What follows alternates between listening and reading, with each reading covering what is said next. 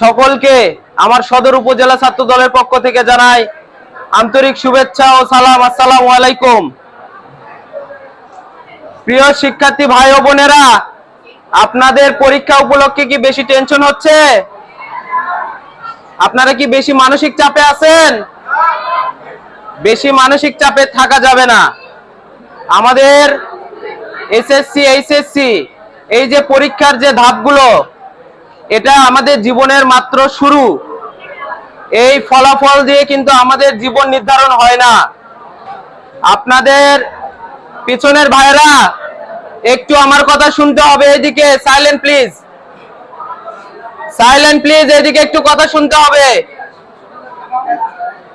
আপনাদের এই পরীক্ষাগুলো দিয়ে হয়তো সাময়িক মান যাচাই করা হয়, কিন্তু অনেকেই আপনাদের মাঝে আছেন যারা পরীক্ষায় খারাপ করার পরে হতাশাগ্রস্ত হয়ে যান। অনেকেই তাদের জীবন পর্যন্ত নিয়ে নেন, যেটা আসলে তাদের মাথায় রাখতে হবে। আল্লাহ তাআলা আমাদেরকে সৃষ্টি করেছেন একটা পারপাস দিয়ে। সেই পারপাস সার্ভ না করা পর্যন্ত, যতক্ষণ পর্যন্ত আপনার জীবন থাকবে, এই জীবন নেওয়ার অধিকার আপনাদের হাতে নেই। সুতরাং আপনাদেরকে মনে রাখতে হবে, এটা একটা জীবনের শুরু মাত্র, এটা শেষ। আপনার মৃত্যু যতদিন পর্যন্ত লেখা না হয়েছে ততদিন পর্যন্ত চলমান থাকবে।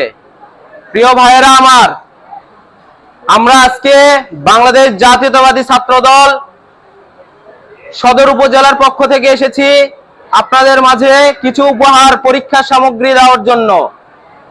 আপনাদের মাঝে বিগত 24-এ যে জুলাই অভ্যুত্থান হয়েছে, তারপর থেকে আমাদের ছাত্র সংগঠনগুলো একটাবারও কিন্তু আসি নাই। হ্যাঁ, এসেছিলাম, আমরা বৃক্ষরোপণ কর্মসূচি নিয়ে আপনাদের মাঝে এসেছিলাম।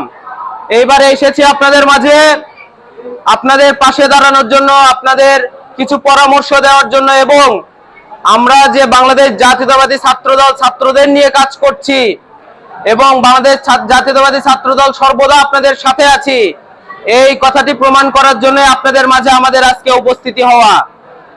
প্রিয় বন্ধুগণ, ছোট ভাই ও বোনেরা, আপনাদেরকে বড় ভাই হিসেবে কিছু পরামর্শ দিতে চাই।